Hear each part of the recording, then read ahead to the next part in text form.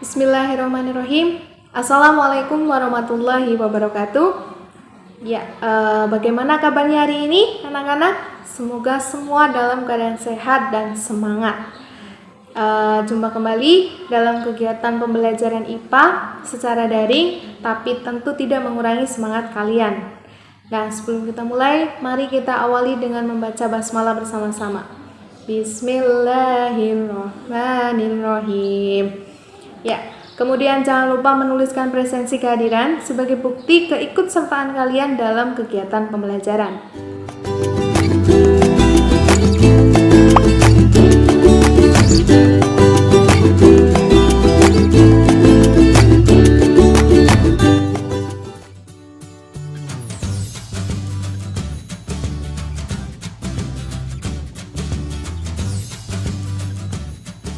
Baik anak-anak, pada pertemuan sebelumnya kita sudah melakukan pengamatan jaringan pada tumbuhan dan hewan.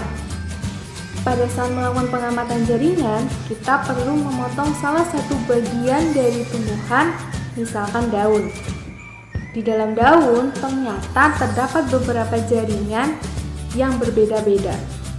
Nah, kumpulan dari jaringan yang berbeda-beda yang membentuk satu kesatuan untuk melakukan suatu fungsi tertentu itu disebut organ.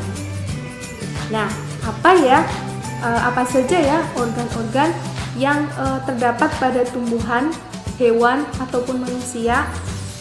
Mari kita pelajari. Struktur organ setiap makhluk hidup itu berbeda-beda. Semakin tinggi tingkatannya, maka makin kompleks organ yang ada. Misalnya, antara semut dengan gajah. Gajah memiliki organ yang lebih kompleks dari semut. Organ manusia juga lebih lengkap dibandingkan hewan dan tumbuhan.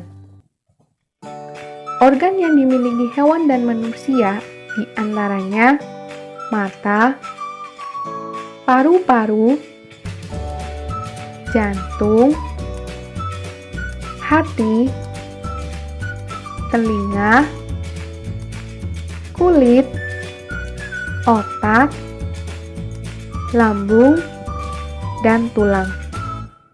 Organ-organ pokok yang terdapat pada tumbuhan adalah akar, batang, dan daun. Bunga dan buah bukan merupakan organ pokok pada tumbuhan. Keduanya merupakan cabang yang berubah bentuk dan tumbuh terbatas. Daun pada tumbuhan tersusun oleh jaringan epidermis, jaringan tiang, jaringan bunga karang, dan jaringan pengangkut. Fungsi daun adalah sebagai tempat fotosintesis yang menghasilkan makanan untuk kehidupan tumbuhan itu sendiri. Selain itu, juga berfungsi sebagai organ pernafasan. Organ selanjutnya adalah akar. Akar tersusun oleh jaringan epidermis, jaringan parenkim, dan jaringan pengangkut. Akar berfungsi untuk memperkokoh berdirinya tanaman di tempat hidupnya, juga sebagai penyerap air dan zat hara. Pada beberapa jenis tumbuhan, akar juga berfungsi sebagai alat respirasi. Misalnya, tanaman bakau. Ada juga yang berguna sebagai tempat menyimpan cadangan makanan. Misalnya, seperti tanaman wortel. Dan pada tumbuhan sukun, dari bagian akar dapat timbul tunas yang akan berkembang menjadi individu baru. Selanjutnya, batang. Batang tersusun oleh jaringan epidermis, jaringan parenkim, jaringan korteks, jaringan silinder pusat, dan jaringan pengangkut. Fungsi batang adalah sebagai alat pengangkutan dan penopang tubuh tumbuhan.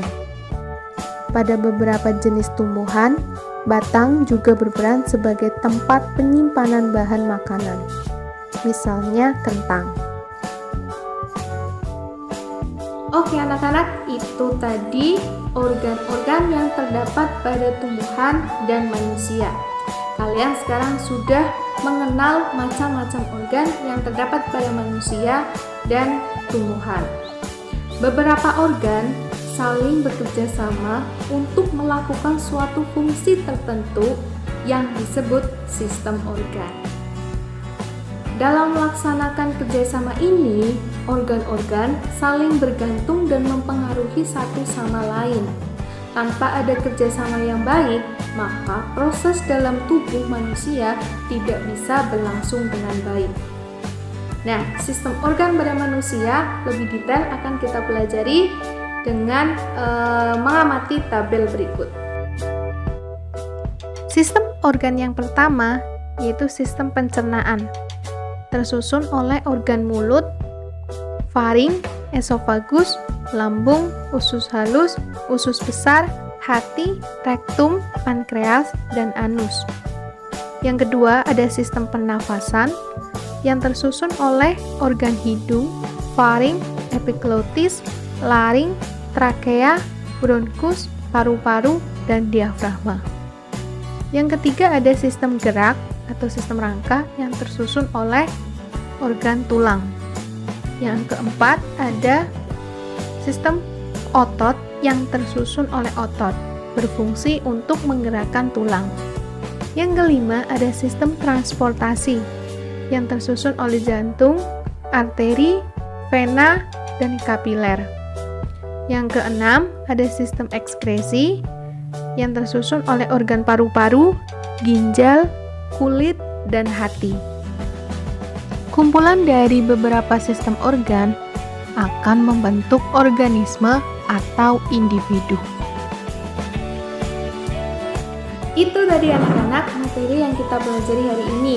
Sekarang kalian sudah bisa mengidentifikasi organ dan sistem organ pada tumbuhan, hewan, dan manusia. Untuk mengukur pemahaman kalian, nanti silakan kerjakan soal evaluasi yang akan Ustazah share. Dikerjakan ya anak-anak. Sampai di sini dulu materi pembelajaran hari ini. Silakan kalian pelajari lagi.